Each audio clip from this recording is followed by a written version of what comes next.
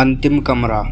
बहुत समय पहले एक बड़ा और पुराना महल हुआ करता था जिसका नाम वृंदावन हवेली था। ये हवेली अब वीरान थी, लेकिन कहते थे वहाँ एक रहस्य छिपा हुआ है। एक ऐसा कमरा जो कभी खुलता नहीं, लेकिन अगर खुल जाए तो इंसान की किस्मत बदल सकती है या फिर मिट भी सकती है।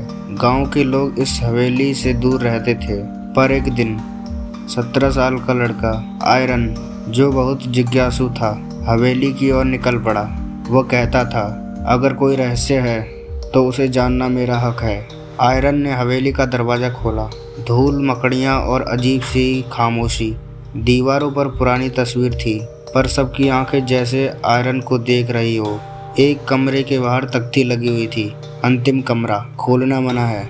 आयरन मुस्कुराया, बस यही तो खोलना है। उसने कमरा खोलने की कोशिश की। दरवाज़ा हिला पर खुला नहीं। तभी उसे एक बूढ़ा आदमी मिला हवेली के पीछे, और वो कहता है, उस कमरे में जो चीज़ है जो इंसान का असली चेहरा दिखाती है। आयरन बोला, क्या मतलब? बूढ़े व्यक्ति ने धीरे से कहा, जो भी अंदर गया या तो वो बदल गया या फिर लौटकर कभी नहीं आया। अगले दिन आयरन के पास चाबी आ गई, जैसे किसी ने तकिए के नीचे रख दी हो। उस रात वह कमरे के पास गया। धीरे धीरे उसने दरवाज़ा खोला।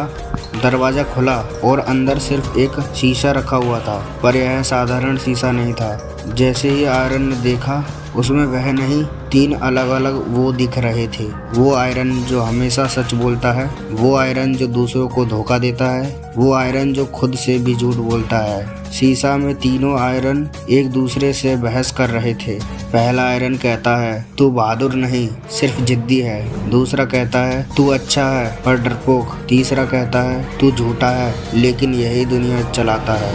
आयरन कांपने लगा। उसके दिल में सवाल उठे, मैं कौन हूँ, किसे मानूं? तभी शीशा में से एक हाथ निकला और बोला, अगर तुमने खुद को पहचान लिया तो बाहर जा सकते हो, वरना यहीं रह जाओगे हमेशा के लिए। आयरन ने अपनी आंख बंद की।